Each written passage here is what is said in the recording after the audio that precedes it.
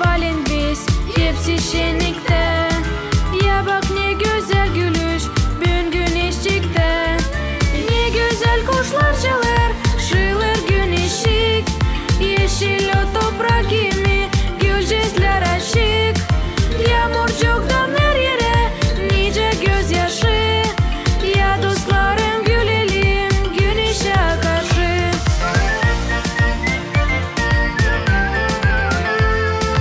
Ya dostlarım gülelim güneşe karşı.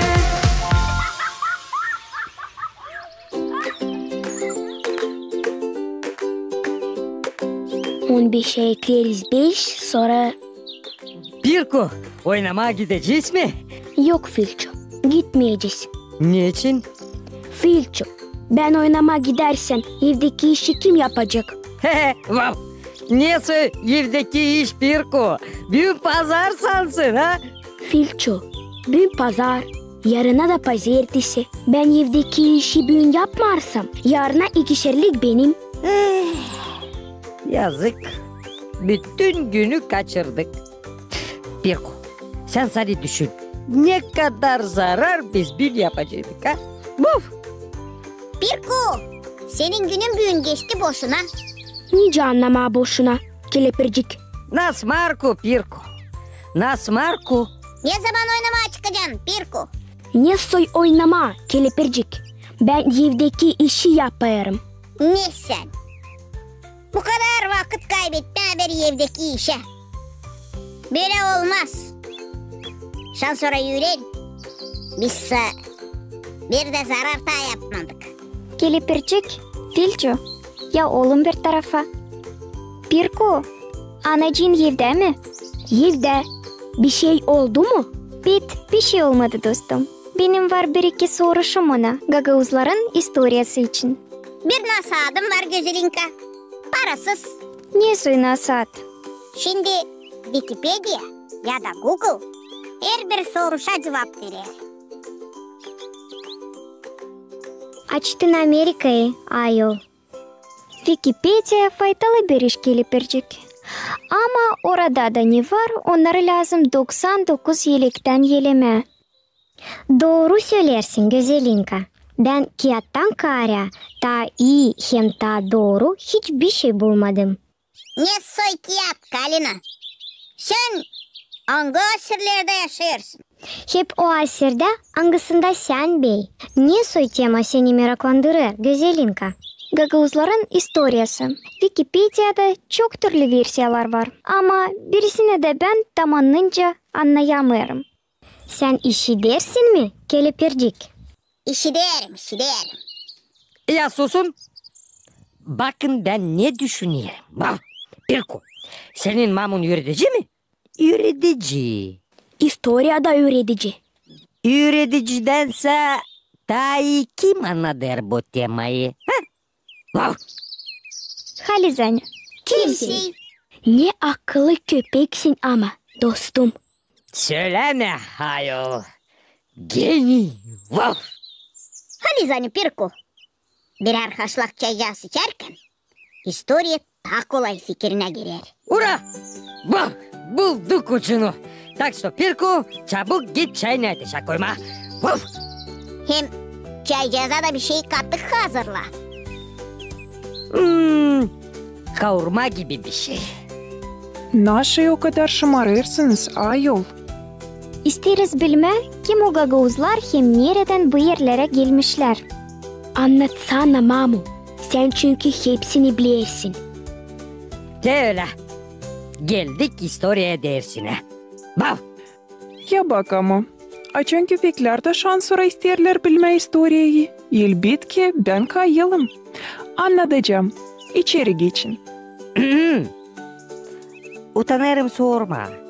Çaycağıza bir şeyiniz var mı? Dostlar hesabınız olsun. Elbette bulacağız neyse. Ben tam öyle de düşünerdim. Ben de nice öyle historia çaysız ha? Hem çay da katıksız. Yerleşiniz ayolcuklarım uygunca. da sesleyiniz. Şan sonra sabırsız bekleyiz. Kalikacık aç kağıdını, kelepercik koş diktafonu. Koştum. Gagavuzların dedileri, Oğuz boyları, angıları gelmişler Poyraz Karadeniz tarafına 10. asırlarda.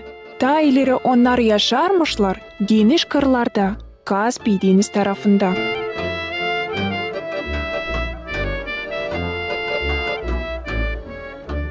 Halis bunu bir anda bilerdim.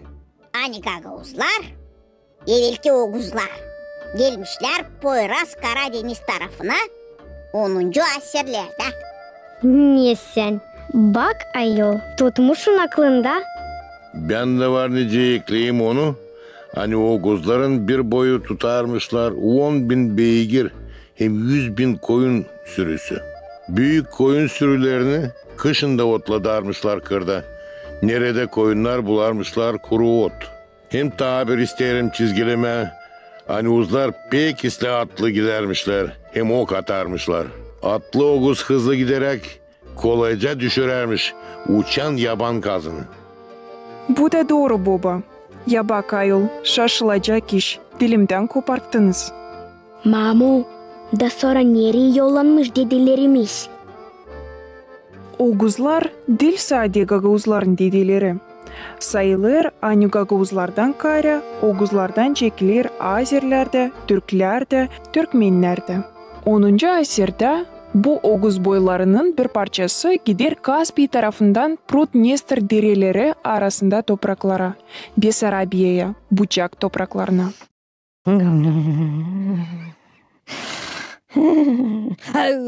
Affediniz. Da sonra ne?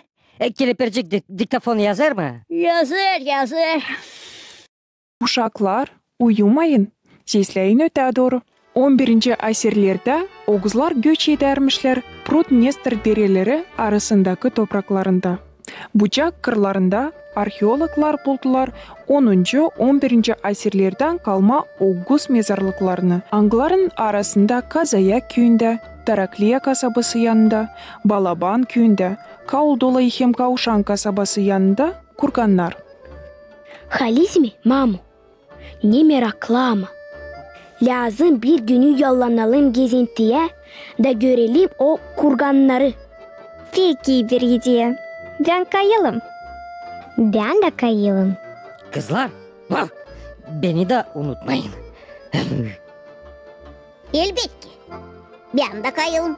Belki bir kıymetli gömü orada buluruz. Sanadan orada kaça aradı. Biraz geç kalmışsın ayol. Dikkat, sesleriz historiyi öte doğru. Sesleriz. 10. 11. asırlarda Karadeniz Poyraz kırlarında hem Prut-Dnestr arası topraklarında kuruldu bir grupa Oğuz halkı. Angları çeketti kurma bu bölgede köyleri, hayvancılık hem asker kültürasını ilerletme. Mamu, söylesene niye silah kullanarmışlar Oğuzlar? Uzlar kullanarmışlar süngü hem kılıç. Ben de isterim ekleme hani dövüş için Oğuzlar giyermişler demir maske. Bu ayırardı Oğuzları başka göçmenlerden. Oğuz askerinde vardı 2 bıçak. Bir bıçak belinde, 2. bıçak çizmesinde. Yayı Oğuzlar kullanardılar pekisle.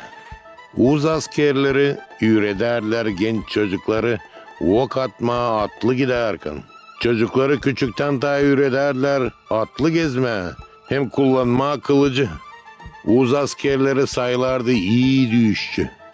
Dövüşçü mü? Meraklı bir iş. Oğuzlar ürederler gençleri korkmama dövüşte. Hepsi Oğuzlar bilerdiler. Hani lazım olma gergin, koruma kendi halkını. Sansın bir asker gibi şimdi kendimi görerim.